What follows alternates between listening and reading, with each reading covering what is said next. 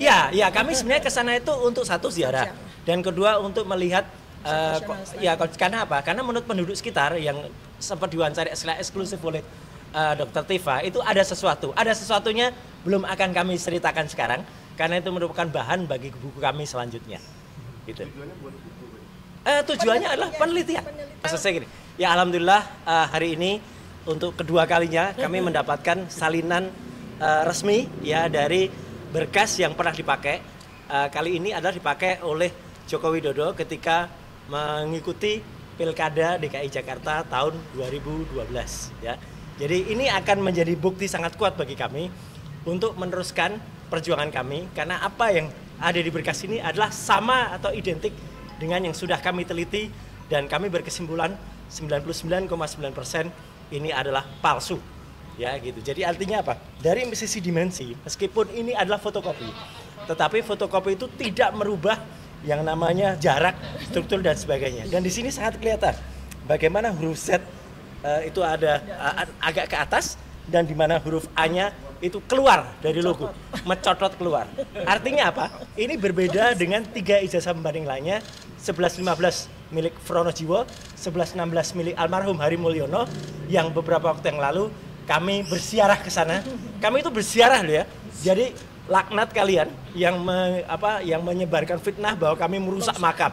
Itu luar biasa jahatnya ya. Dan ijazah nomor 1117 miliknya Sri Murtiningsih. 3 ijazah itu identik sama persis. A-nya masuk ke dalam, Z-nya masuk ke dalam. Dan ini tidak sama. Jadi apakah masuk akal? Apakah logis ketika 4 ijazah yang katanya sama-sama lulus pada tanggal 5 November 1985 itu ternyata yang 3 sama, yang 1 berbeda. Jadi kalau yang 1 berbeda itu pasti cetakannya berbeda pada hari yang berbeda, jadi itu 99,9% palsu. Jadi terima kasih Pak Dr. Bonatua yang sudah mengupayakan, terima kasih Dr. Tifa dan terima kasih seluruh tim ya, seluruh kuasa hukum yang ada di sini, terutama juga Pak Al-Katiri yang luar biasa membersamai kami dan juga tim anti kriminalisasi dan juga anti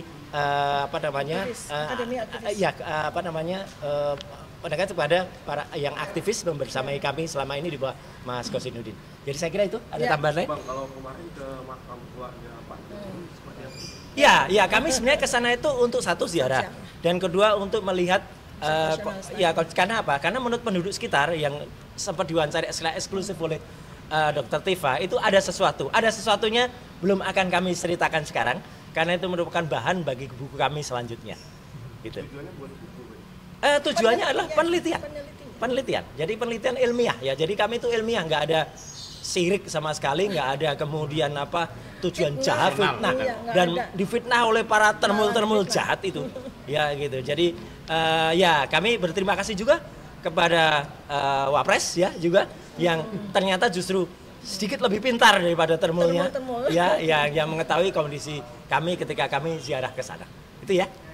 Update yang di Barreskrim bagaimana Pak? Update yang Barreskrim kami kemarin ke sana, kemudian memberikan untuk supaya itu dibuka kembali. Tapi terus terang sampai dengan hari ini belum ada update. Ya. Termasuk novum baru. Ini akan kami masukkan lagi. Karena ini termasuk alat bukti baru, ya novum baru, ya yang mana ini adalah nanti akan kita cek ya. Ya ini juga di nomornya nggak ada, semua juga ditutup-tutupi dan kemudian akan kita cek apakah betul bahwa Profesor Dr. Insinyur Muhammad Naim ini aktif dekan pada tahun 2012. Ya gitu, kalau aktif ya alhamdulillah. Tapi kalau kemudian ini nanti akan kita lihat periodisitasnya ya, karena pengesahnya juga berbeda. Ketika yang 2019 yang kita dapatkan dari KPU pusat itu yang menandatangani adalah Dr. Budiadi. Kalau soal Barreskrim ini yang beliau Pak Al-Katiri yang itu ada coba tambahannya, tambahan. Pak Al-Katiri mungkin Pak tentang Barreskrim. Ke depan, Pak Al-Katiri. Sini. Gantian. Mau tanya apa? Ya, update dari Barreskrim. Bagaimana Pak yang di Barreskrim? Barreskrim terakhir kami ajukan protes ke Propam atas putusan gelar perkara yang ditandatangani oleh Karwa Sidik. Karena menurut mereka dengan penghentian penyelidikan itu berdasarkan ketentuan yang berlaku. Tetapi ketentuan yang berlakunya tidak ditulis. Bahkan alat bukti yang seharusnya alat bukti dibuktikan di pengadilan. Padahal yang kita masalahkan di gelar kemarin prosedur dari pemeriksaan laboratorium, ya kan, SOP dan prosedur yang kita masalahkan, bukan masalah itu. Nah, kami protes. Pada itu kami mengajukan ke Propam, oleh Propam dijawab dirujuk ke Wasidik. Kami tolak loh, bagaimana kita melaporkan karo Wasidik, tapi kok ya disuruh proses Wasidik.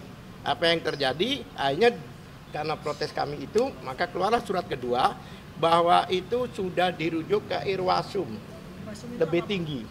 Ya kan, inspektorat itu yang memang pengawas. Memang begitu mekanisme, walaupun seandainya Kapolri pun seandainya bersalah, itu juga lapornya ke Propam, ke Wasidik. Itu memang bukan artinya tinggi besar, tapi lebih tinggi atau lebih pendek, tidak. Ya kan, oleh Irwasum. Lah, suratnya menyatakan bahwa sudah dirujuk ke Irwasum untuk diproses. Kami menunggu. Berarti bola panas ini di Irwasum. Nah, di situ mengkonfirmasi bahwa keputusan kemarin menghentikan penyelidikan itu berarti ditinjau kembali oleh kepolisian. Kami berterima kasih bahwa kepolisian insya Allah lebih profesional, ya kan, sesuai dengan keinginan Presiden ada reformasi kepolisian. Seperti itu. Jadi posisi bola sekarang di tangan Irwasum. Kami mengajukan permohonan atau audiensi untuk dibuka kembali. Ya begitulah kalau di Bareskrim. Bapak mungkin boleh ditunjukkan ke Ya, sekali lagi ini tadi hasil. Jadi ini lebih dari kemenangan Irak terhadap Indonesia ya. Kalau Irak Indonesia tuh 0-1, kalau ini sudah 2-0. Ya, kita tunggu nanti dari KPU, kami masih menunggu untuk untuk berkas yang tahun 2014 ya, dan juga dari Solo. Nah, Solo ini menarik karena itu agak jauh tahunnya, karena Solo itu baru tahun 2010. Ya gitu. 2005 dan 2010. Jadi tim kami serempak semuanya bergerak ya gitu. Jadi ada yang sudah masuk, ada yang sudah dapat, ada yang oke. Menambahkan ya. Iya, silakan Pak Munarman. Jadi kita kan sudah dapat dari KPU kemarin ya, tanggal 2 itu. Tapi kita kan kurang puas. Nah, meskipun salinan ijazah dari KPU sudah, kita juga meminta ke Andri. Karena Andri itu sudah ijazah seperti ini seharusnya sudah posisi statis ya. Dan harus diserahkan ke Andri. Tujuannya apa? Supaya memverifikasi bahwa data yang di Andri dan di KPU RI itu sama. Ya.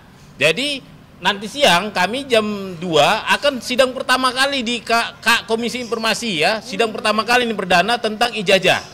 Saya mohon dukungan publik dan pers ya. Kita nanti ke Komisi Informasi Pusat ya untuk mempertanyakan arsip-arsip ijazah mantan Presiden Republik Indonesia ke-7 mengapa tidak diberikan oleh Andri yang seharusnya barang itu ada di sana.